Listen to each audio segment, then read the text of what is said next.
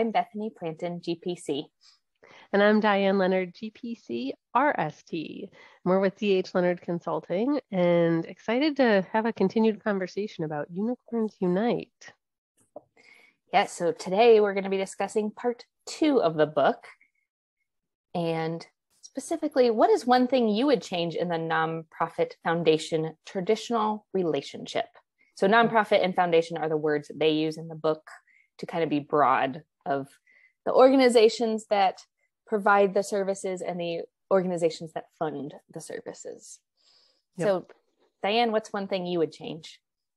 I'd like to point out that as we thought about this question, traditional was in quotes. Mm-hmm. Yes. Because there's certainly exceptions, but we're kind of generalizing what this looks like. Mm-hmm. But right. So I want to talk about more than one thing. And I'm not real sure that I love that there's only one that I get to talk about. I think we could bend the rules. No, I'm going to actually just make you go first. Like, you tell us what yours is, and then maybe I'll get to say ditto to yours and add one, and I'll still play by the rules. Okay. Well, I mean, so I did think a little bit about this because I have several too that I would like to change. But I think the overarching is that funders would fund general operating. And just because I think if that happened, then a lot of other things would change. But let the organization operate as a whole instead of each program. Because in my work, I do some work in researching burnout in the profession. And I think having general operating funds would actually help eliminate some burnout. That's an interesting point. Yeah, because the stress of trying to understand where are the designated dollars, how do they all piece together? Right. Are we sure we didn't ask for the same thing in 2 spots? I get your point. And what's interesting for me, funding of indirect overhead, so administrative costs was I was thinking that was going to be my number one. But your point that if you fund general operating support, many things change. I'm like, oh, well, that would change my answer. Because if they funded general operating, no one would be trying to scrape out a percent here or a percent there. Or gosh, if I show 9% in my budget, even though they allow 15%, is that too high? Right. Those conversations would go away because they would just be funding GOS. GOS, acronym for General Operating Support. I just like to throw it out there because I'm always like, GOES, what are we trying to fund? Right. But like the holy grail of grant funding. Everybody wants it. Not everyone can get there. Right. See, this is why I made you go first. Ditto. Because all my other answers fall under that umbrella. Yeah. Yeah, you don't have to make extra budget forms about the project budget versus the operating budget. You can report on the organizational as a whole and what everything you accomplished instead of just that one program that may or may not have done as well, but your whole maybe those services weren't as popular as some other services, or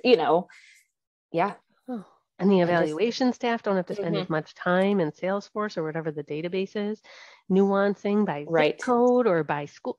I think you found it. So the magic key, what would general operating support?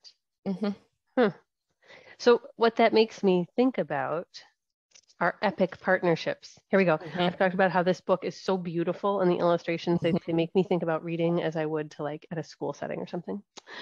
So in this page, and I'm not actually very good at being a teacher in that regard because I can't read upside down. I never understood how teachers. So on this page, it talks about the epic partnership framework, and all good nonprofits love a good acronym. No, actually, as a grant maker, and when I review now, I'm like, stop using acronyms. You frustrate us. But for purposes here, EPIC, equally value all inputs, prioritize needs, increase trust and empathy, commit to big, bold, and better. That says general operating support all over it, doesn't it? Yeah. Especially the trust. Prioritizing the needs, letting the nonprofit figure it out instead of putting the grant maker's needs first. Right. Well, it feels like commit to big, bold, and better because, nonprofits, I feel like, are saying this would be better because we could then focus more on actually providing the services and not trying to fund the services. and they might come up with new ideas because their brain space is they're not spending time on the big letter of inquiry and the full proposal and then the right. 6-month report and the 9-month report. Right.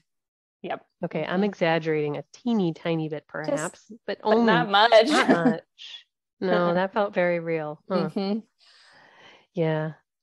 And all right, hold on. I've got to move my Post-it. There's so many Post-its on this book for the fun illustrations, but this is such a fun, like, figure it out, right? How do we get from nightmare to dream state? Which to me then means how do we get from spots where people make, I love it when I do this when I'm being recorded, like, how do we get from the grant stress face?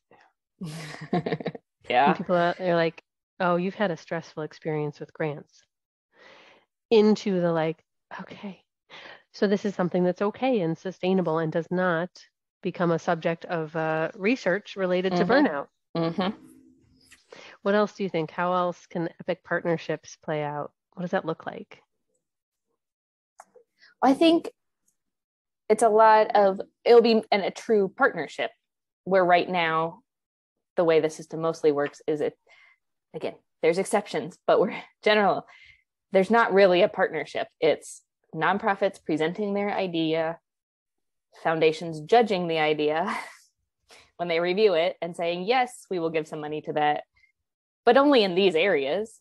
Good luck, doing your services. So I think it would be a true partnership and maybe actually bringing the ideas from both sides and being able to come up with those better ideas. Yeah, I think you're right. And I know when we get to part 3 of this book, we're going to be talking about really specific examples, promoting them, seeing what they look like. Yeah, we're going to have to see how. Hopefully we have enough. I think we do. I think there's some really good things, but it's a really different definition for how foundations and nonprofits interact.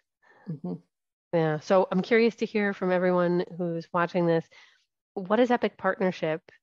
EPIC, the acronym as defined in the book, equally value all inputs, prioritize needs, increase trust and empathy, and commit to big, bold, and better. What does that look like for you? What do you think it looks like? Let us know in the comments. And also while you're there, be sure to subscribe so that you never miss any of our book-related conversations or our tips or tricks related to grant writing.